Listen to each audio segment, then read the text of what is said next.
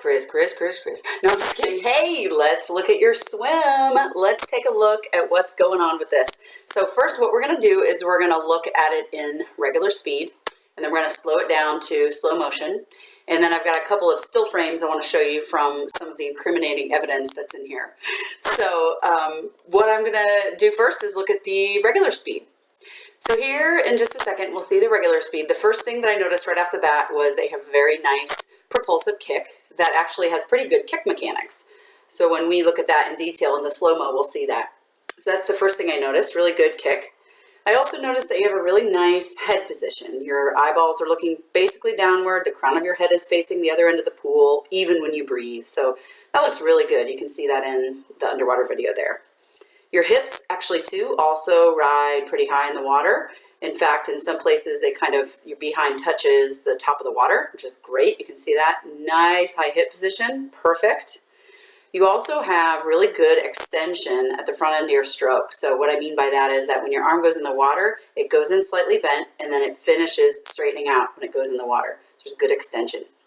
You can see here in the slow-mo right here, just a little bit of when your arm goes in, they're kind of slicing at the water. If you can direct that more towards a forward motion where it's entering and then driving forward instead of sideways, like mostly your left arm here is kind of doing that, kind of slicing in, I think you'll see more speed, but that's not bad. You have a little bit of crossover, but it's not critical node, so I wanted to point that out.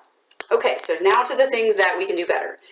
First off, I noticed that on your non-breathing strokes, and this is common with a lot of folks in this group, on your non-breathing strokes, your hips are staying pretty flat, like your body is basically flat to the water, and you can see that right there. They're not really rotating enough. See if you can get your hips and shoulders to rotate at least 30 degrees. So see how they're here? That looks great. Can you rotate that much on the other side?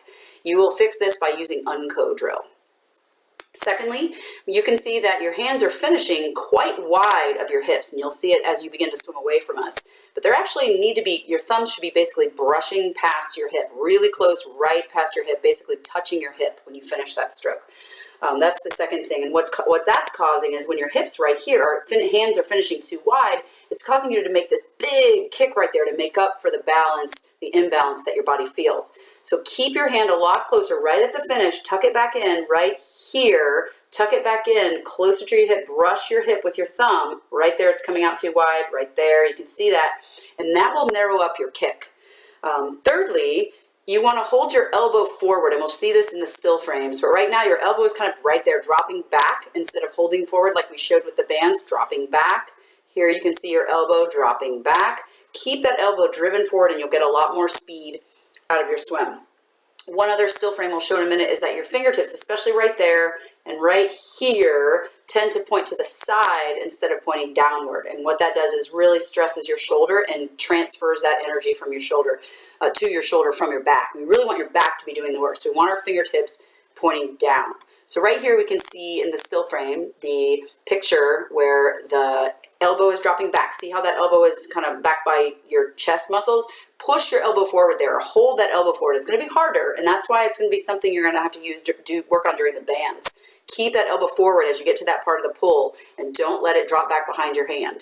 Okay, and then the second thing is that the fingertips are pointing to the side in the middle of the pool, and you probably can't feel this, but look at it in the bands. Really watch the bands and see how your fingertips right here, instead of pointing downward, they're pointing to the side, and that really puts a lot of strain on your shoulder. So activate your back muscles by pointing your fingertips downward. So let's look here then in black and white and a written summary of the great things that you're doing.